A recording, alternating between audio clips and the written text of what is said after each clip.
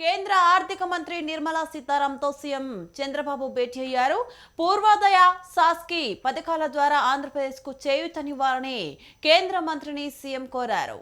రాయలసీమను హార్టికల్చర్ హబ్గా తీర్చిదిద్దేందుకు వచ్చే బడ్జెట్లో నిధులు కేటాయించాలన్నారు. కరువు పీడిత ప్రాంతాల దాహార్తిని తీర్చేందుకు సాగునీటి అవసరాల కోసం గోదావరి వరద జలాల మళ్లింపు కోసం చేపట్టే పోలవరం నల్లమల సాగర్ ప్రాజెక్టుకు చేయూత అందించాలని సీఎం విజ్ఞప్తి చేశారు.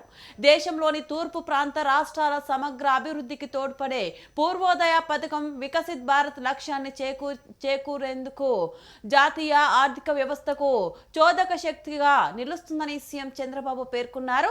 గ్రామీణ ప్రాంతాల కనెక్టివిటీ, సాగునీటి పారుదల వ్యవస్థల ఆధునీకరణ, మౌలిక సదుపాయాల కల్పన, పారిశ్రామిక కారిడార్లు, ఫుడ్ ప్రాసెసింగ్ క్లస్టర్ల నిర్మాణం, విద్య, వైద్య రంగాల సదుపాయాల కల్పన కోసం పూర్వోదయ పథకం కీలకంగా మారుతుందని సీఎం తెలిపారు.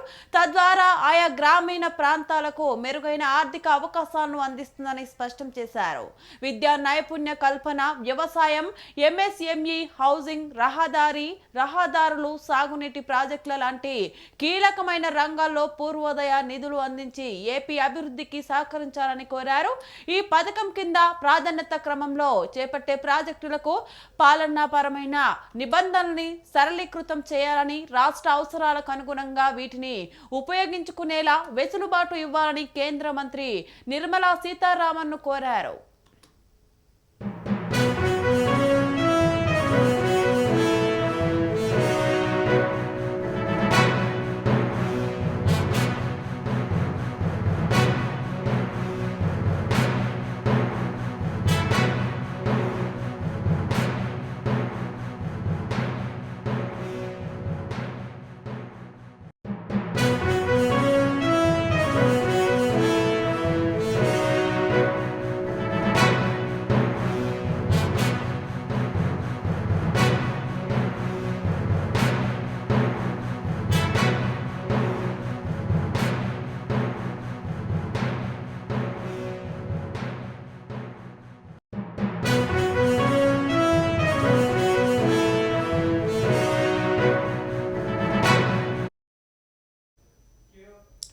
సాస్కి కింద మంజూరైన వివిధ ప్రాజెక్టులను సత్వరం చేపట్టాలని కేంద్ర మంత్రికి సీఎం చంద్రబాబు విజ్ఞప్తి చేశారు.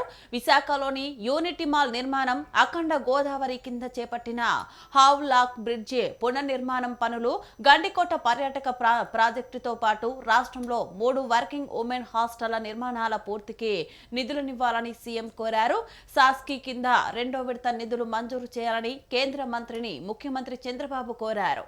తీవ్ర ఆర్థిక ఒత్తిడిని ఎదుర్కొంటున్న ఏపీ లాంటి రాష్ట్రంలో మౌలిక సదుపాయాల నిర్మాణానికి సాస్కి పథకం కింద నిధులు కీలకమని సీఎం పేర్కొన్నారు.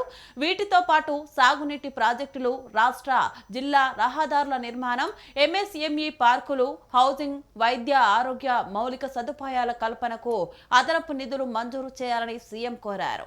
2025-26 ఆర్థిక సంవత్సరంలో ఈ పనులకు గాను 10,054 కోట్ల రూపాయలు సాస్కి కింద మంజూరు చేయాలని సీఎం చంద్రబాబు కోరారు.